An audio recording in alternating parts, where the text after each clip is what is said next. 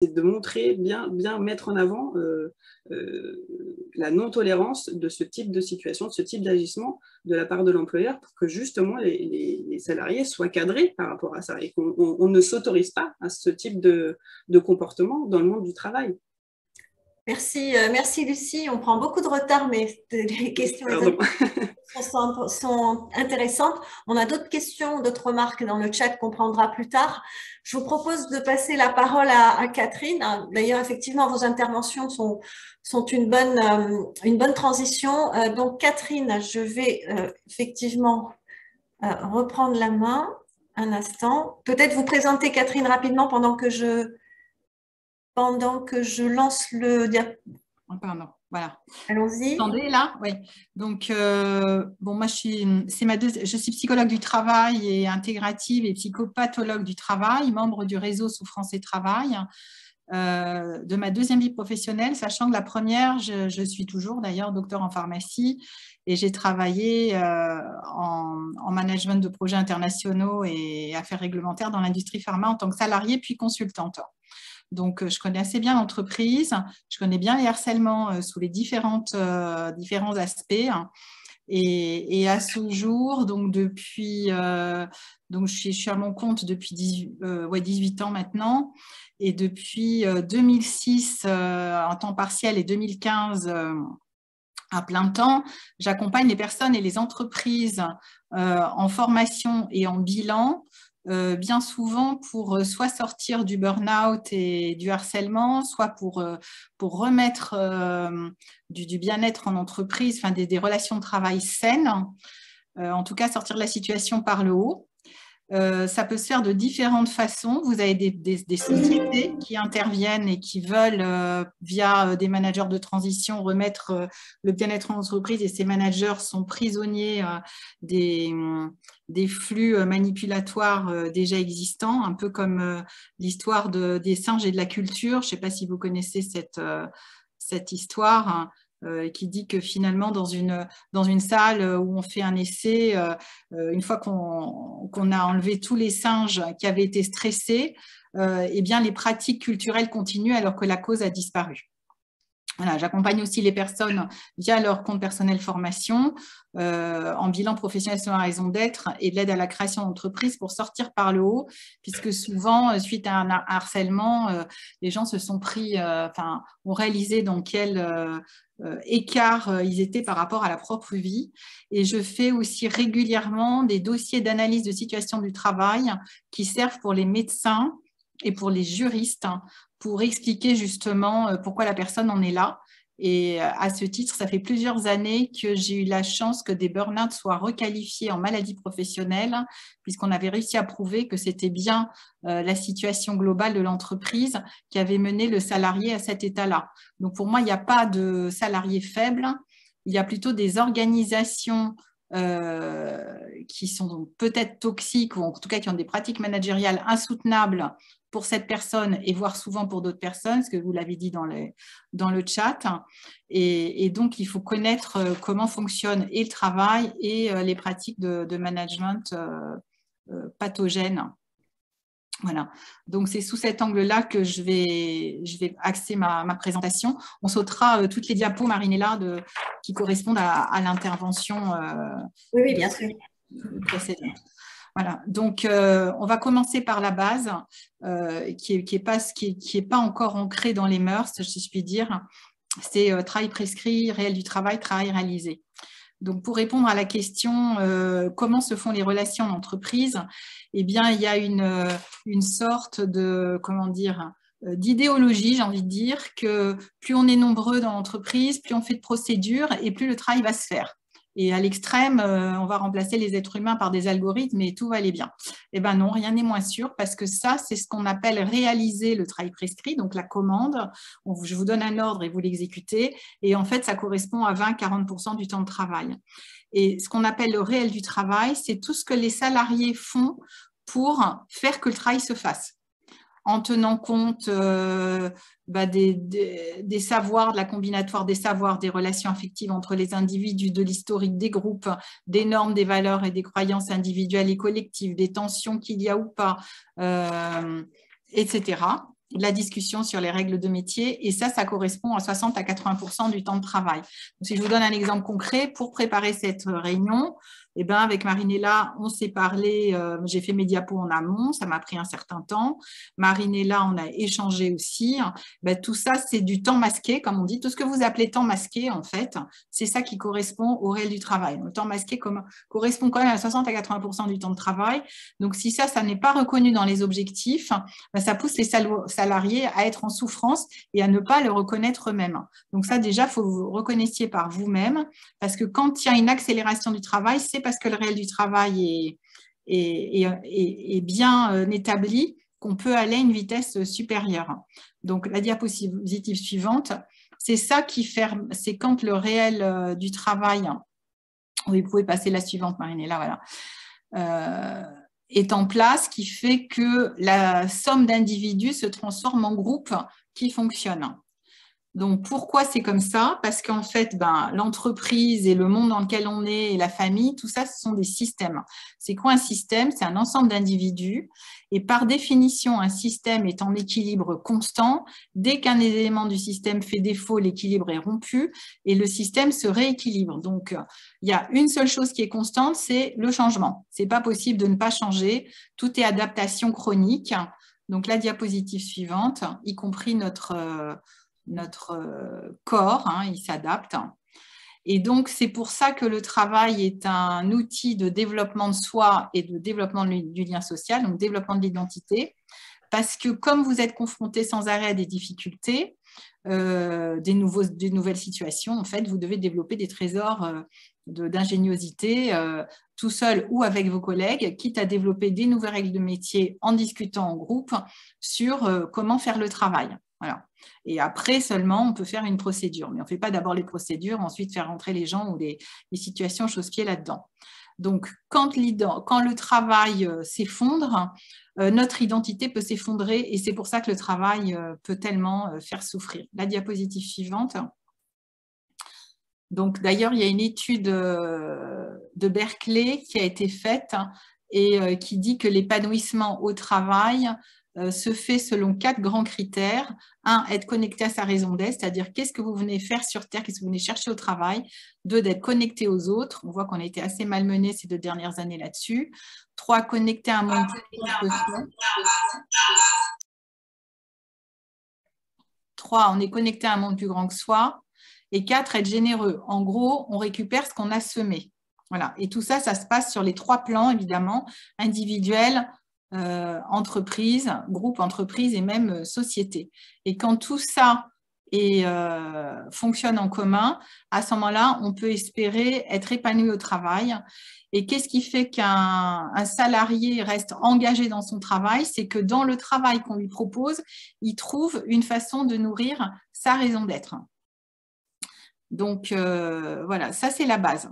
Donc, normalement, si tout va bien, quand on est aligné sur sa raison d'être, vous êtes enjoué, en forme, vous n'avez pas l'impression de travailler et vous êtes en bonne santé. Quand ça commence à se dévier de tout ça, la fatigue, le stress, des symptômes physiques, psychiques aigus puis chroniques, ou voire des envies suicidaires au pire, et éventuellement je parle du burn-out et de toutes ces autres maladies, c'est que vous êtes en écart avec votre raison d'être. Donc, demandez-vous, est-ce que c'est utile de rester dans ce poste, ou peut-être il faut le faire autrement, ou vous faire aménager votre poste, ou le temps d'aller peut-être chercher ailleurs, en interne ou en externe. Voilà. Donc, on voit bien que tout ça, c'est une intrication globale complexe.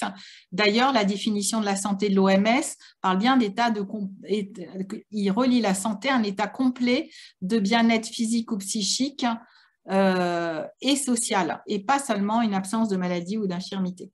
Donc, en fait, pour répondre aux questions et pour compléter les apports juridiques précédents, en fait, c'est assez simple. En tout cas, c'est pas simple, mais on y arrive à prouver les notions de harcèlement et souvent de burn-out consécutif quand on approche la dynamique de façon totalement globale, c'est-à-dire le lien individu, groupe, organisation, société, le lien corps.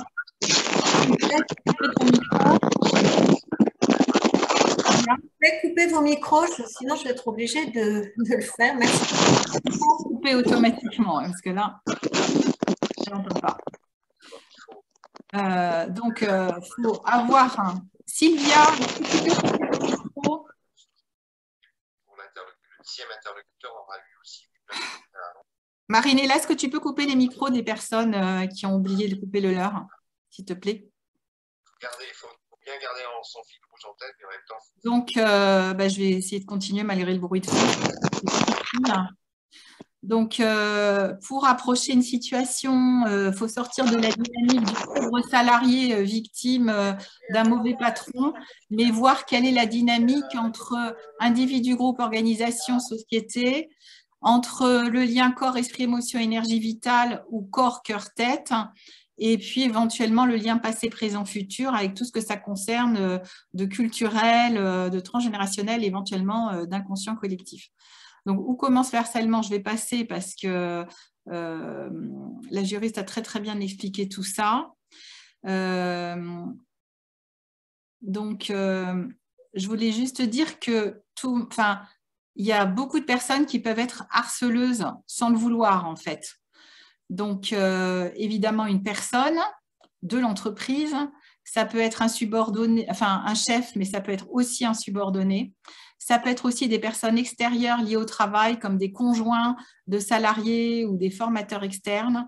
Ça peut être des prestataires de services, type travailleurs non salariés, si vous êtes salarié ou inversement. Ça peut être aussi une personne morale d'autres sociétés. Et donc, il y a différents types de harcèlement.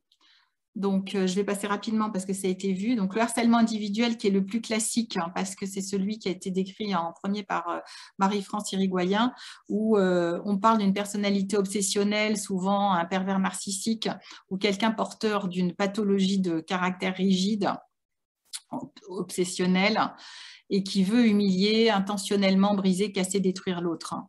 Voilà, évidemment, ça n'est pas à nier et il faut pouvoir mettre des limites.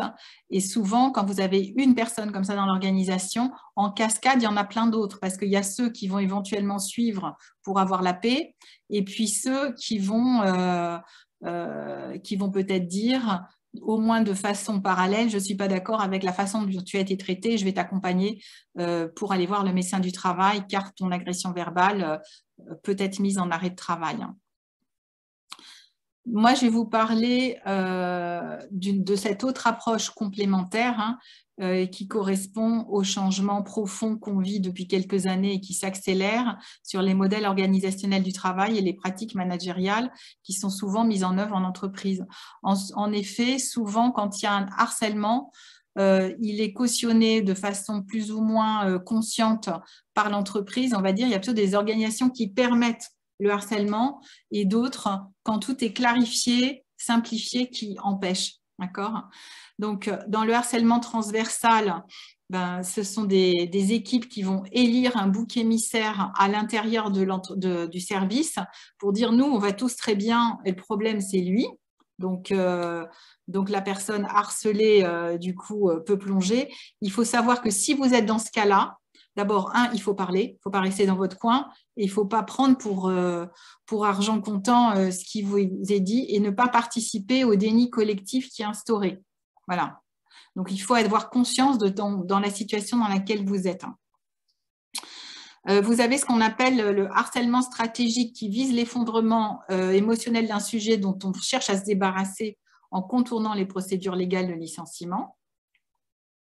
Alors, ça peut être des délégués du personnel, des salariés en surnombre pour éviter des PSE, des salariés anciens trop coûteux, ou exclure les individus par rapport à l'âge, à un état de santé, un niveau de formation et d'autres événements que je ne raconterai pas, mais qui ont été largement, vous avez entendu parler de ces 2 dernières années.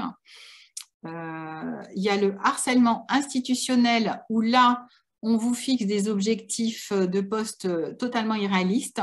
Donc, forcément, ça génère une situation chronique d'épuisement professionnel et vous êtes sans arrêt insatisfait de la tâche accomplie. Ce n'est pas rare que les personnes qui tiennent le plus dans ces situations-là sont en fait les meilleures. Donc, il faut souvent voyez, il y a une sorte de paradoxe entre la personne harcelée qui se croit nulle, alors qu'en fait, c'est peut-être la meilleure et qu'elle met en visibilité les incapacités du service. Et quand elle part, elle est remplacée des fois par 3-4 personnes, comme on me raconte. Donc, évidemment, pour que ça tienne, on instaure des pratiques managériales par la peur ou par le stress. Il y a même eu des livres qui ont été écrits là-dessus. J'ai envie de dire de façon honteuse. Donc, c'est à chacun de nous de rétablir l'humanité au travail. D'ailleurs, un métal qui est lui-même qui est soumis à trop fortes contraintes, au début, il fléchit et au bout d'un moment, il casse. Ben, l'être humain, c'est pareil. Voilà. Donc, l'intentionnel, il y a le harcèlement organisationnel ou managérial donc, qui va rentrer dans ces… Attends, j'en suis pas encore là, Marinella, attendez. Là-dedans. Et puis, il faut savoir aussi, par rapport à ce que vous avez dit, quand les RH ne veulent rien faire, en fait, maintenant, la loi dit que si un RH ne fait rien, il se trouve complice de la situation. Et il faut vous pencher sur ce qui a été fait au niveau du procès de France Télécom et éventuellement des managers. Donc, concrètement, quoi faire quand vous êtes harcelé en tant que salarié? En premier, c'est d'aller voir, vous sentez harcelé, votre médecin du travail et éventuellement votre médecin traitant. Le médecin du travail, lui, doit enregistrer tous les éléments dans le dossier de suivi. Donc, vous devez exiger que ça soit écrit. Et vous pouvez consulter une des 200 consultations nationales du réseau Souffrance et Travail, où vous avez donc ce qu'on appelle les psychopathologues du travail, qui sont formés donc à cette interaction individu, groupe, organisation, pratique managériale, relations de travail, changement, etc. Et ça éclaire et les juristes et les médecins, parce que les médecins sont habitués à la relation duel. Il faut quelqu'un qui connaisse comment se passent les interactions systémiques en entreprise pour aider les deux précédentes professions à comprendre ce qui se passe, y compris aider les psychiatres. Donc, souvent, burn-out, je me suis rendu compte qu'il y avait dans 90% des cas un lien avec du harcèlement. Donc, en gros, il y a deux grandes pathologies. Il y a ce qu'on appelle le syndrome de stress post-traumatique et le burn-out. Dans les deux cas, ce qu'il faut savoir, c'est que la première phase, elle est difficile à repérer parce que souvent, c'est de l'anxiété, des troubles du sommeil, un ennui, un désengagement social, on prend des médicaments, on a différents toxiques pour tenir, tabac, alcool, drogues diverses, on est fatigué chronique, on dort mais on se repose pas et on essaye de tenir dans un état d'hypervigilance au travail et éventuellement, comme me disent certains, on continue à travailler pendant la nuit, à rêver qu'on continue à faire notre travail. Vous pouvez voir, il y en a même qui ne dorment plus pour essayer d'avancer sur leur journée. Cette phase, elle est difficile à repérer et souvent le salarié est dans le déni par rapport à ça. Et puis arrive la phase de décompensation. Donc, si le harcèlement perdure, et donc là, vous avez soit des syndromes de stress post-traumatique, je ne vais pas rentrer là-dedans parce qu'on court après le temps pour notre atelier, et des atteintes psychiques, bien sûr, donc angoisse, des retours en boucle, des cauchemars intrusifs, des insomnies, des troubles de mémoire, etc. Et au bout d'un moment, il y a forcément des atteintes physiques qui sont de gravité croissante, donc des gens qui perdent énormément de poids ou au contraire qui vont gonfler avec le stress, des problèmes digestifs, cardiaques, gynéco, voire des cancers. J'ai vu des cancers chez les femmes et chez des hommes qui avaient été harcelés, qui avaient fait des cancers de la prostate suite à une pression, des humiliations répétées en public. Voilà. Et dans le burn-out, souvent, c'est une histoire de limite, en fait. Parce que le harceleur, quelle que soit l'entité qui harcèle, en fait, ne respecte pas la limite de la personne harcelée. Et la personne burn-outée, comme je dis, elle n'écoute pas ses propres limites. Elle se dit, soit moi, je vais y arriver, parce que je suis fort, mais en fait, personne n'est fort. Au bout d'un moment, il y a un moment, le corps humain a ses limites. Ou alors lui-même ou elle-même a vécu des abus physiques ou psychiques antérieurement, voire petit, voire même hérité du transgénérationnel et ne sait pas ce que c'est que finalement respecter une limite. Donc, il y a des personnes qui n'ont pas l'impression qu'on intruse leurs limites et ont du mal à dire non. Et là, c'est la personnalité idéale pour les manipulateurs, les harceleurs. Donc, je ne vais pas reprendre les phases du burn-out en détail parce que c'est comme la névrose de stress post-traumatique. Vous avez des symptômes invisibles où les gens sont bien souvent dans le déni. Et quelquefois, j'ai des avocats qui m'envoient leurs patients et on passe un certain temps pour que la personne déjà sorte du déni en disant « Non, mais je suis faible, mais en fait, je n'ai pas de problème physique, je peux encore me lever, encore marcher ». Alors, il faut savoir que je connais aussi des cas où les personnes, au bout d'un moment, un jour, ne peuvent plus se lever de leur lit et finissent dans une chaise roulante. Donc, ce n'est pas à prendre à la légère ce genre de pathologie. Donc, voilà. Et vous avez... et puis, à un moment, vous ne pouvez plus aller bosser du tout. Donc, la première chose à faire, c'est reconnaître les pratiques de management pathogènes. Donc, c'est quoi donc, la diapositive suivante, Marinella. Il y a déjà des pratiques relationnelles qui visent à utiliser le lien de subordination en amplifiant la relation de pouvoir ou en isolant le salarié de son groupe de travail ou en créant des clans. Du genre, je coupe la parole systématiquement, j'ai un ton menaçant, je dis plus ni au revoir, bonjour, merci, je refuse de dialoguer, j'envoie un mail à mon voisin pour lui dire est-ce que tu peux fermer la fenêtre. On utilise les entretiens d'évaluation pour déstabiliser émotionnellement. On contraint l'autre à fonctionner de la même manière que soi en termes de réel du travail. Le réel du travail, il vous est propre. C'est pour ça qu'il faut tout le temps avoir cette grille de lecture, travail prescrit, travail réel. Vous avez un objectif, ça c'est le travail prescrit. La façon de le faire, ça c'est le travail réel et ça vous appartient. D'accord ? Donc les procédures, ça ne doit être vu que comme un guide et ça ne peut pas décrire jusqu'au moindre geste tout ce que vous avez à faire. Ça n'est pas possible. Quand vous isolez le salarié du collectif de travail, je ne sais pas, vous avez des changements d'horaire, on oublie de vous informer sur les réunions de formation du service et puis après on vous reproche l'absence, etc.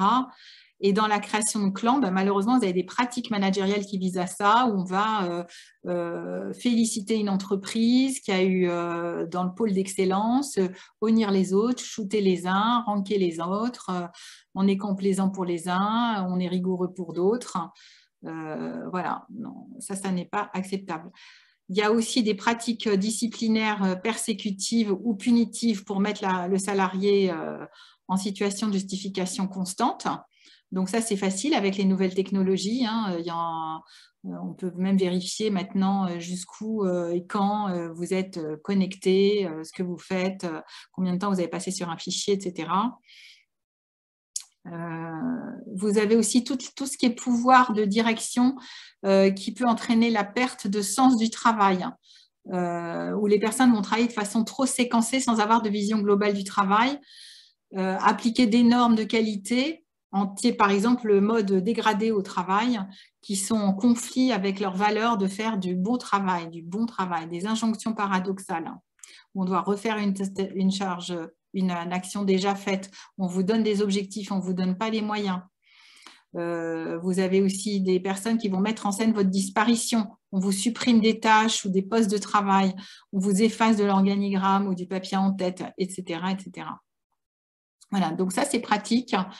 Il y a une liste que je vous ai mise là, que je vous ai résumée. Il faut savoir les reconnaître parce que c'est tellement monnaie courante maintenant qu'on trouve ça normal, mais non, ça n'est pas normal. Voilà. Donc, on va passer, Marinella, toutes les diapos de dessin, là, parce que ça a été abordé précédemment. Et je vais sauter à quoi faire aux solutions. Donc, les solutions, alors le psychopathologue du travail, ou ce que vous trouverez donc dans les consultations nationales du réseau Souffrance et Travail, sont, je pense, la profession la plus habilitée à orchestrer ce qu'on appelle le protocole multidisciplinaire avec le médecin du travail, l'assistante sociale de l'entreprise, le DRH, le médecin traitant ou le psychiatre traitant, tous les conseils juridiques, bien sûr, éventuellement la mission handicap de l'entreprise. Moi, je vais vous partager un exemple avec une de mes clientes qui est venue me voir en individuel d'une grande société dont je vais taire le nom, mais pourtant je pourrais leur faire de la pub tellement ils ont été admirables sur ce coup-là. Donc, elle avait pris énormément de poids, elle s'était fait opérer des 2 canaux carpiens et elle continuait à travailler le mieux qu'on pouvait et on lui disait que ça n'allait pas. Elle était dans un atelier et à chaque fois qu'elle passait, tout le service se mettait à chantonner une chanson comme quoi elle était conne. Voilà. C'était les phrases de la chanson, je suis désolée. Donc, elle vient me voir épuisée, dans un état d'épuisement indescriptible et avec des préoccupations pour son état de santé. Je dis, mais là, vous êtes vraiment dans un cas de harcèlement collectif vis-à-vis de vous. Donc, je lui ai fait faire un petit journal, en fait, pendant 1 mois. Elle a écrit tous les jours dans son petit journal ce qui s'est passé. Ensuite, je lui ai demandé de l'envoyer à sa DRH. Malheureusement, son mail était intercepté par sa chef, donc la DRH n'avait pas reçu le mail, donc c'est moi qui l'ai envoyé directement à la DRH, passé par l'extérieur de la société. La DRH m'a convoquée, je suis allée les voir, j'ai expliqué ce qui se passait. Ils ont reçu du coup cette salariée qui a été, et donc ils sont allés faire leur enquête sur place. Je vous la fais courte parce que c'est une histoire qui a duré quand même plusieurs mois, mais finalement, ça s'est réglé sur 6 mois. Et à ce jour, la personne est toujours en poste, plus à ce poste-là, bien sûr. Elle est partie dans un autre établissement. Il faut savoir que quand elle est partie dans l'autre établissement, le harcèlement a continué à distance via une stagiaire école, quand même incroyable. Et donc, je disais à ma cliente, mais il faut absolument le dire. Et au moment où la stagiaire école allait être titularisée, elle me dit, mais j'ai du mal, c'est une stagiaire grande école, ça va être difficile de ne pas la titulariser. Je lui dis, c'est le moment ou jamais de dire ce qu'elle fait. Voilà. Et donc, elle a osé le dire. Donc, il faut apprendre à oser dire non, hein, à s'affirmer, à avoir conscience de sa valeur. Donc, la stagiaire n'a pas été recrutée et elle, à ce jour, elle a son poste. Voilà. Donc, il y a des mauvais employeurs, mais il y a des bons employeurs aussi qui ne sont juste pas au courant et qui ne savent pas comment faire là-dedans. Parce qu'évidemment, dès que le harceleur, que ce soit un groupe ou une personne, sent qu'il est repéré, comme par hasard, il change de comportement. C'est ça la difficulté. Donc, heureusement, les lois ont été modifiées, maintenant élargies pour être utilisées même dans des états répétés et même par rapport à des situations passées. Une grande école. Pardon ? Alors, au niveau de l'organisation, c'est important de comprendre les imbrications qu'il y a entre le contenu du travail, l'organisation du travail, les relations de travail, les pratiques managériales, quand ont été réaménagés les postes. Quand vous faites l'historique de tous ces changements, en fait, on peut mettre en évidence assez facilement au regard des symptômes que vit la personne, ce qui s'est passé, et puis évidemment, la culture de l'entreprise et la culture personnelle. Sachant que quand je parle de culture aussi transgénérationnelle, sachant qu'on est tous emberlificotés sur 3-5 générations, puisque c'est aussi une de mes pratiques de comprendre ce qui se rejoue au niveau des inconscients collectifs à notre insu, tous. Voilà, donc l'individu, quand il doit reprendre son travail, si éventuellement il est sorti de son burn-out, alors il faut savoir qu'avec cette approche globale, j'arrive à aider les gens à sortir d'un burn-out entre 3 et 6 séances. Mais évidemment, il ne faut pas retourner dans le milieu harceleur. Donc, il faut faire une visite de pré-reprise, faire réaménager son poste, et puis si ce n'est pas possible, éventuellement changer de poste, voire changer de carrière si c'était un indice comme quoi vous étiez complètement à l'extérieur, écarté par rapport à votre raison d'être et ce que vous avez envie de faire sur Terre, d'impacter de ce que vous avez compris de la vie. Voilà, donc ça oblige à penser de façon globale, dynamique, intégrée, avec une façon de penser globale. Veiller à l'équilibre des facteurs de qualité de vie. Il est vital de sortir le soir du travail avec des émotions plus positives que négatives. Le boulot idéal n'existe pas, mais il faut avoir conscience de ce qu'on vit. Alors, la bonne nouvelle, donc la diapo suivante, Marine est là, c'est que la crise du Covid a quand même exacerbé les prises de conscience grâce à cette prise de recul contrainte et forcée, donc d'où on était totalement englué. Donc jusque-là, évidemment, pour une bonne santé au travail, il faut pouvoir discuter de l'organisation de travail, des pratiques managériales. Ce qu'on a vu, c'est qu'entre le travail à distance, l'école à la maison, les enfants à s'occuper quand ils étaient malades. Les burn-out et la charge mentale ont été exponentielles et on commence à voir des signaux qui ne sont plus très faibles, c'est que les gens donnent leur démission en bloc.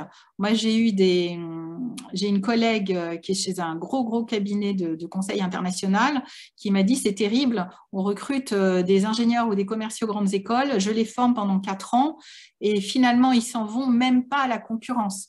Ils vont prendre un catamaran au large de la Sicile ou faire complètement autre chose. Et c'est ça qui l'effondre, c'est que finalement, même la façon de les former a fait que elle a l'impression elle-même de servir à rien.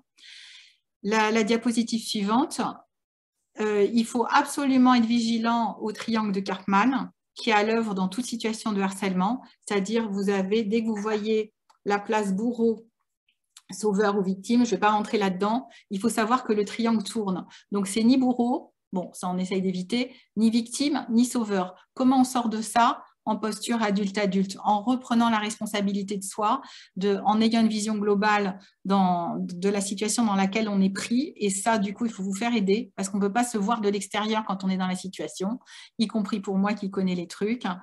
Et avoir développé votre intuition, votre discernement pour utiliser les différents langages en vibration par rapport corps, cœur et tête. Sachez que les mots, MOTS, c'est que 7% de la communication. Diapositive suivante, Marinella. Donc, il faut absolument apprendre à sentir votre corps, à écouter les signaux qu'il vous dit. Et quand vous allez dans une situation de travail et que vous avez la nausée, certainement, ça ne sent pas bon. Et il y a souvent des histoires de harcèlement derrière. Voilà. Et donc, au niveau individuel, il faut développer vos soft skills, apprendre à oser dire non, connaître votre mode de fonctionnement et vos limites. La diapositive suivante.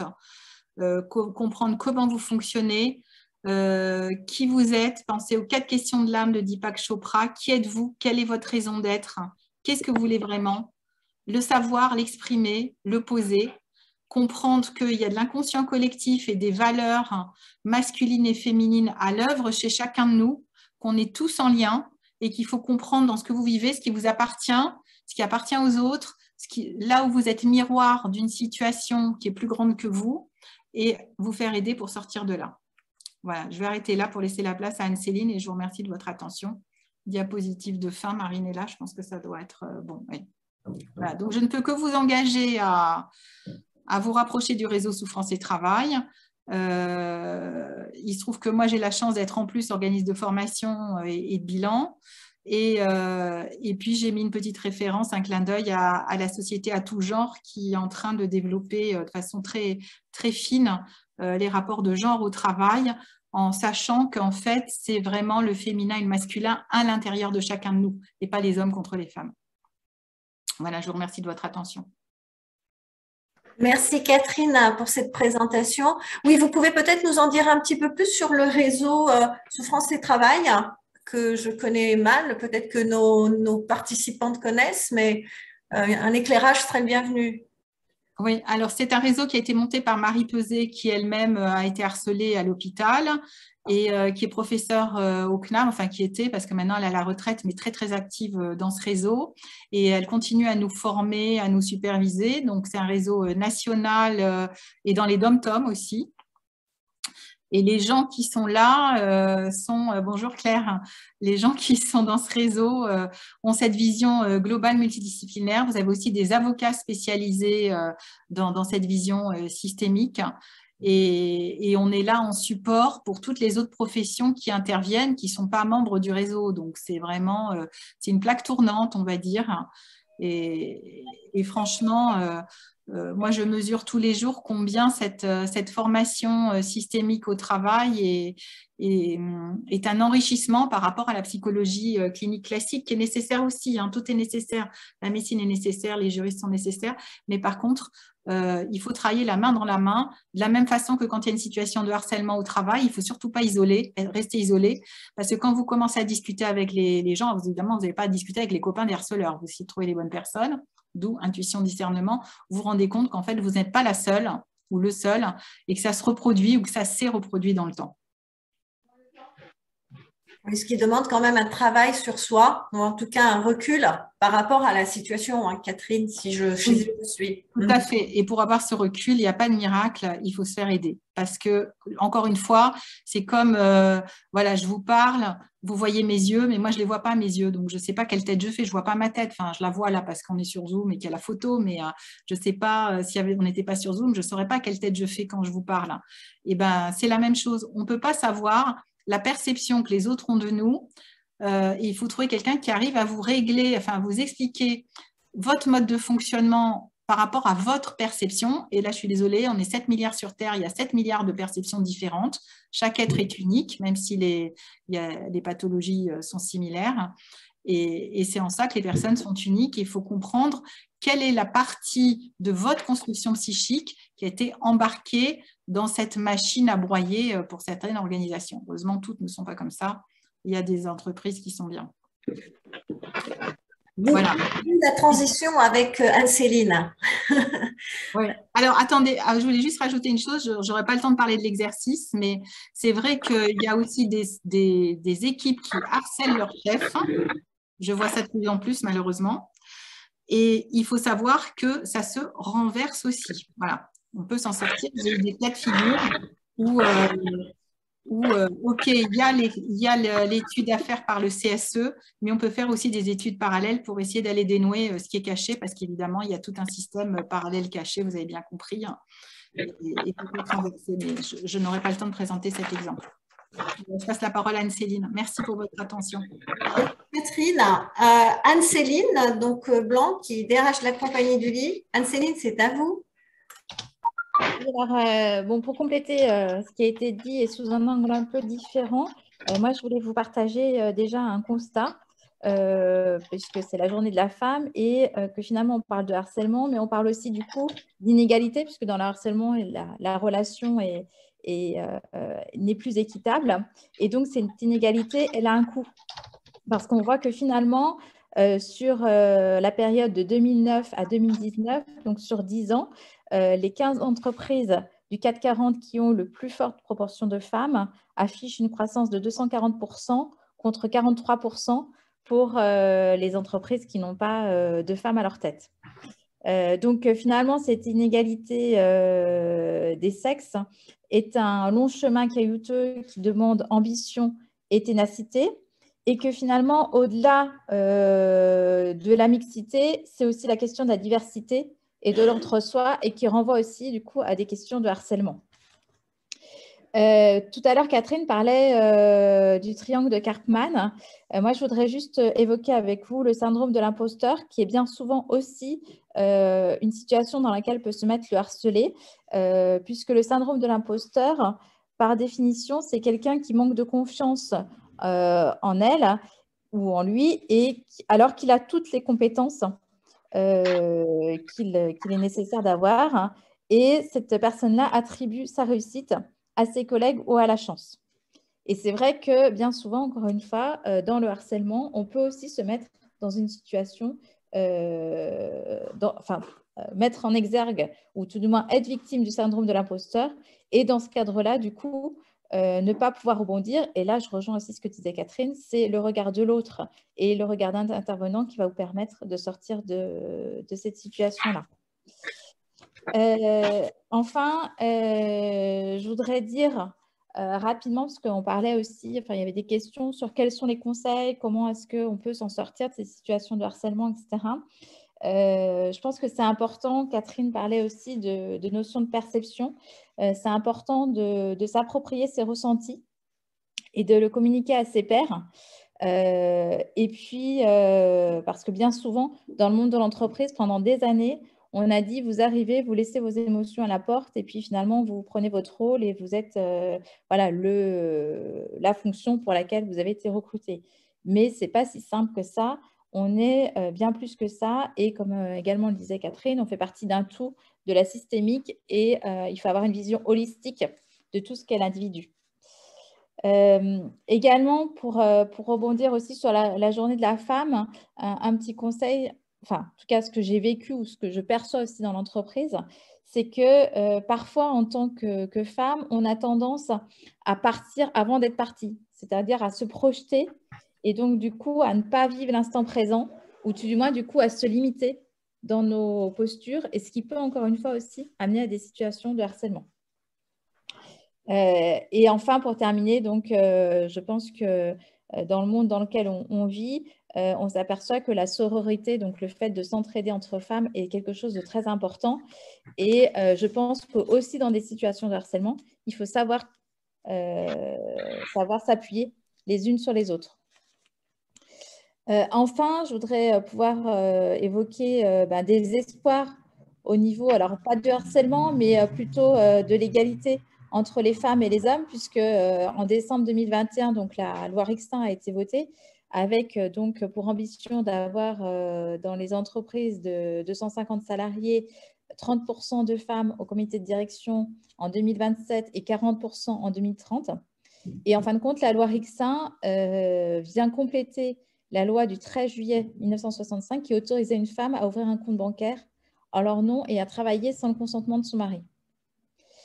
Tout ce qui est harcèlement rentre aussi dans les critères environnementaux, sociétaux et de gouvernance d'entreprise.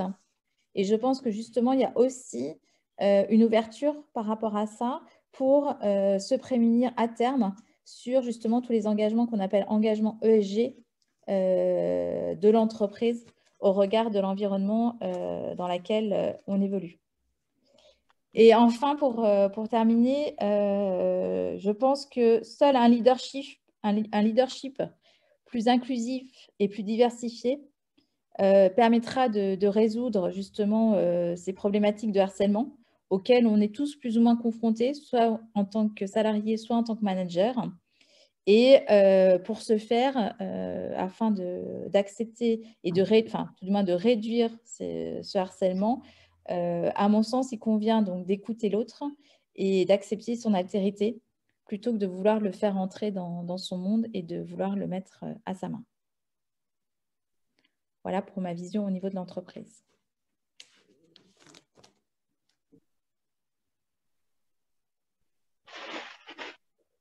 Oui, merci Anne-Céline. J'espère que vous m'entendez. Oui, c'est fait. Oui. Merci oui, Anne-Céline pour ce complément en fait par rapport effectivement à ce regard du DRH par rapport à ce qui a été dit par Catherine et par Lucie. Effectivement, moi, ce que je retiens de ce que vous dites et Catherine et vous-même, Anne-Céline, véritablement, c'est cette démarche personnelle qu'il faut quand même faire, comme je disais, sur soi dans un premier temps. Et si je reprends les propos d'Anne-Céline, effectivement, être dans une situation où, quand on est effectivement sous pression, sous harcèlement, se mettre dans une situation d'écoute de soi-même, mais aussi d'écoute et de partage avec autrui. Vous parliez de sororité, effectivement, j'en ai de la femme aujourd'hui. Il est temps aussi effectivement de mettre en avant tous les bienfaits du partage de ces situations toxiques avec autrui. Donc ça me paraît être déjà très, très important. Et puis, effectivement, on a peut-être peu parlé de ça, mais le harcèlement peut en découler.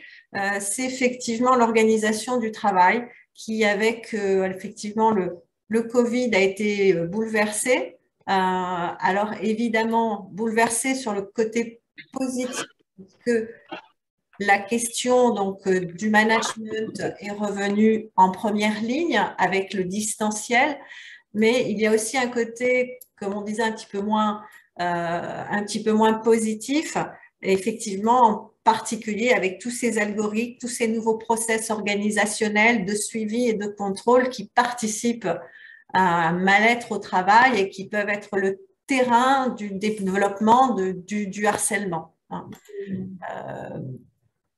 Alors, on me pose quelques questions, quelques remarques aussi, une remarque de Frédéric qui, lui, nous fait part de son expérience, malheureusement, je crois un peu difficile pour lui, une situation qui est allée jusqu'à la mutation ou au licenciement. Catherine qui nous pose une question, et si la direction générale ne fait rien? Moi, j'ai plutôt tendance à revenir à ce que disait effectivement Lucie Guillonnet. La direction est responsable de la qualité de vie au travail. Donc, la direction ne peut pas ne rien faire en ce sens qu'en la saisissant, elle est obligée de faire. Si je me trompe peut-être, mais c'est tout à fait ça. Si elle ne fait rien, on la contraint à faire. Et la loi permet de contraindre à faire. Voilà, là, une question finalement très, très simple et très profonde de Yael qui nous dit, mais comment détecter le harcèlement? Donc, encore une fois, c'est une question de caractérisation. Moi, je veux bien répondre. Oui, Catherine. On a tous eu des contes de fées quand on était petits. Et ben, les contes de fées, moi j'utilise, vous avez vu, là j'illustre le triangle de Cartman avec Blanche-Neige. Blanche-Neige, c'est la victime. Le prince charmant, c'est le sauveur. Et la marâtre, c'est le bourreau. D'ailleurs, ils sont liés contre la marâtre. Donc, c'est pas si simple. C'est pas si simple. Le harceleur, c'est pas que le bourreau. Ça peut être une victime. D'ailleurs, pour moi, c'est la pire des choses. C'est ce que j'appelle les victimes harceleuses, des gens qui se posent comme victimes, qui sont tout le temps en train de se plaindre, voire de râler d'ailleurs, qui est une autre façon de se plaindre. Et là, si on rentre dans le jeu, potentiellement, on alimente le triangle de Cartman et potentiellement, on se retrouve dans des situations harcelantes ou harceleuses. Et ne pas faire le sauveur non plus. Voilà. Donc, il y a un moment, quand on sent qu'il y a quelque chose qui est pas OK, on va dire, peu importe le pas OK, comment ça se présente, c'est de revenir à quelque chose de très factuel. Voilà, qu'est-ce qui a été fait, qu'est-ce qui a été dit, qu'est-ce qui est juste, qu'est-ce qui ne l'est pas, où sont mes limites. Et donc, souvent, d'ailleurs, pour ceux ou celles qui ont déjà été confrontés avec des pervers narcissiques, on sait qu'ils correspondent au patron idéal ou au mari parfait ou à la femme parfaite dans un premier temps, et puis pour se retourner au bout d'un moment. Donc, il n'y a pas de commencer à harceler, en fait. La date de début du harcèlement, elle n'est pas si claire. Donc, la seule façon pour moi de sortir de là, c'est de savoir qui vous êtes, de développer votre intuition et de votre discernement, c'est-à-dire de votre décodage corporel. Et dès que vous allez à reculons au travail ou dès que ça sent pas bon ou que vous le sentez pas ou que la langue française est extraordinaire parce que les mots expliquent tout. Vous faites grise mine, vous sentez à plat, etc. C'est qu'il y a quelque chose qui ne va pas. Et donc là, il faut clarifier et en parler à vos collègues et voir si vous êtes le seul dans ce cas-là. Comme là, par exemple, avec le micro de Marinella, on l'entendait pas. Il y en a quelques-uns qui m'ont mis des SMS. Il y en a d'autres qui ont écrit là, on n'entend pas Marinella. Est-ce que tu sais? Bon, je ne dis pas que là, on ne parle pas de harcèlement de la part de Marinella, on est d'accord. Mais c'est juste pour vous montrer la manipulation, les modalités de discussion en commun. C'est juste les discussions en commun. Donc, c'est rétablir les discussions en commun. C'est ça, le travail réel. C'est discuter en commun de ce qui se passe. Et ensuite, gentiment, dire à Marinella, bon, Marinella, il y a un souci avec ton micro, on voudrait t'entendre, c'est super intéressant ce que tu nous racontes. Voilà. Question aussi, encore une fois, très directe. Imaginons que quelqu'un commence à vous harceler. Comment on réagit? C'est ça le problème, c'est qu'on ne sait pas où commence le harcèlement, mais en tout cas, quand on s'en rend compte, c'est poser les limites.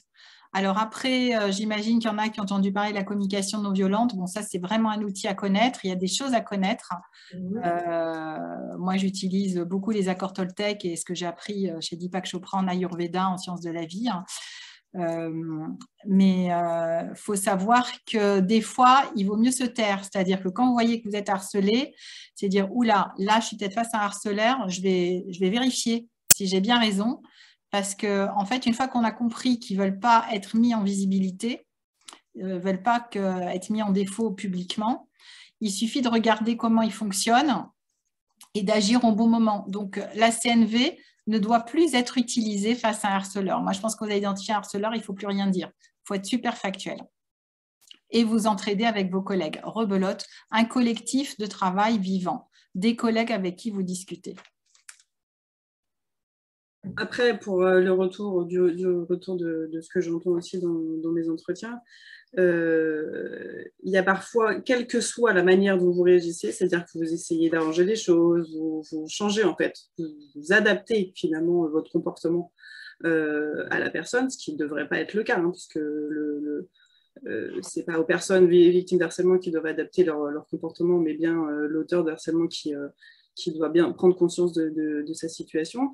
Donc, il y a des moments, et très souvent, on le voit notamment sur les victimes d'harcèlement sexuel, quelle que soit en fait l'attitude réadaptée, malheureusement, il peut continuer, et souvent il continue. Et donc, c'est pour ça que moi, je veux juste alerter sur la culpabilité que cela peut engendrer quand on dit que il faut faire ça, est-ce que tu as essayé ça et tout. Il y a des moments en fait où c'est plus la peine en fait d'essayer quoi que ce soit. C'est-à-dire qu'il faut évidemment, de toute façon, même j'ai envie de dire, il faut alerter très vite et tout de suite sa direction si c'est pas elle directement concernée. Mais en tout cas, dès que vous en prenez conscience qu'il y a quelque chose qui se passe pas bien, il faut en parler de toute façon autour de vous pour éviter, on va dire, des fois une escalade dans le processus d'harcèlement. Une question aussi d'Emmanuel, qui attend depuis un petit moment. Emmanuel. Oui, bonjour, Emmanuel Moreau. Voilà, je me permets d'intervenir sur les propos de Catherine, que je trouve très intéressants, puisque j'ai été dans cette situation du triangle de Cartman, et dans un premier temps, j'avais utilisé la communication non violente, ce qui fait qu'en fait, ça a fait réagir mon responsable hiérarchique. Je suis consultant en recrutement, en fait. Donc, je travaillais dans un tout petit cabinet. Et à un moment donné, voilà, j'étais sur une candidature que j'avais au téléphone, et c'est vrai que notre activité est chronophage, et je suis resté assez longtemps avec cette candidate, et ça ne lui a pas plu, et quelques jours après, il a décidé de me parler, et là, en fait, je n'ai pas du tout utilisé la communication non violente, j'ai parlé d'homme à homme, parce qu'en fait, c'était quelqu'un qui était dans cette situation de triangle de Cartman, harceleur, victime et tout ça. Et du coup, en fait, comme on dit, alors ça a été très dur pour moi de passer à cet acte-là, parce que vous savez que derrière, vous pouvez être licencié, machin et tout ça. Mais en fait, je pense qu'il avait débordé les limites, et je pense que mes limites étaient pleines. Et je lui ai dit, en fait, je lui ai mis en miroir la façon dont il m'avait parlé, je l'ai recadré, et en fait, ça a été fini. Et puis, c'est ça où c'est intéressant aussi, ce que vous disiez, Catherine, c'est d'être à l'écoute de son corps. Je vous parle de cette situation, c'était en juin. Figurez-vous qu'en fait, en août 2020, j'ai fait une rupture du tendon d'Achille. Donc, en fait, non, mais voilà, c'est drôle, en fait. Et finalement, il y a eu rupture du contrat, et puis finalement, rupture du contrat, j'ai été licencié. Donc, je pense que mon corps a été à l'écoute plus que plus. Voilà, c'était juste une façon un peu imagée de dire les choses, et voilà, tout ce que vous avez pu dire, ça me rebondit, et ça se réveille finalement à travers cette conférence. Merci beaucoup. Et est-ce que vous pouvez nous dire si c'était le pied droit ou le pied gauche? Ah oui, c'est le pied droit. Alors, dites-moi pourquoi. Parce que le pied droit, c'est le travail. Voilà. Et la partie droite, c'est le travail. Et voilà. Donc, et en plus, vous imaginez une rupture du tendon d'Achille, donc en jouant, en tapant dans la balle avec mes enfants, quoi. Voilà, rien de physique, voilà, et ça a été net. Oui, c'est très intéressant ce que vous me dites. Ça me fait penser, j'ai une de mes collègues qui est devenue une amie depuis, parce que ça fait une dizaine d'années qu'on se connaît. Je l'ai rencontrée, elle boitait en août, et je lui ai dit, mais qu'est-ce qui t'est arrivé? Elle avait 39 ans. Elle me dit, j'ai eu un accident au ski en mars. Qu'est-ce qui t'est arrivé? Quelqu'un m'est rentré dedans. Donc, elle boitait du genou droit. Et je lui dis, écoute, la partie droite du corps, c'est le travail. Qu'est-ce qui se passait dans ton travail à ce moment-là? Elle me dit, bon, là, j'étais en vacances. En plus, c'est vraiment la faute à pas de chance. Quelqu'un m'est rentré dedans. Mais c'est vrai que le lundi, je devais aller passer un entretien pour un poste que je ne voulais pas. Voilà. Et donc, on a travaillé là-dessus ensemble. Je l'ai vu une fois par mois sur 4 mois. Et en décembre, son kiné lui a dit, mais qu'est-ce que vous avez fait? Vous avez récupéré anormalement vite. Intéressant comme remarque, et effectivement sur la partie récupération accélérée, le signe du retournement. Merci pour vos remarques. On arrive à la fin de Voilà, on nous parle aussi, voilà, encore une fois, pour illustrer le fait que le corps aussi s'exprime. On nous parle d'hernie discale aussi, suite à des situations de ce type-là. Voilà, donc je vais effectivement conclure notre webinaire de ce jour. D'abord en m'excusant pour mes problèmes de réseau et de son, mais surtout donc en remerciant nos trois intervenantes. Donc merci Lucie Guillonnet, merci Catherine Frade et merci Anne-Céline Blanc. Pour vos témoignages, vos regards sur cette question du harcèlement au travail. Donc, on comprend effectivement de par l'ensemble de vos interventions que effectivement rien n'est acquis et qu'il faut bien entendu se manifester, s'écouter, écouter l'autre, se concerter avec autrui. Et puis surtout, bien entendu, ne pas oublier qu'effectivement, il y a des procédures, il y a des obligations qu'il faut respecter. Et donc, voilà, on a été tout à fait éclairés grâce à vos trois interventions.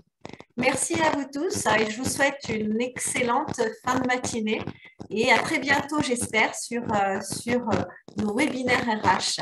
Merci à tous. Au revoir. Au revoir. Merci. Merci.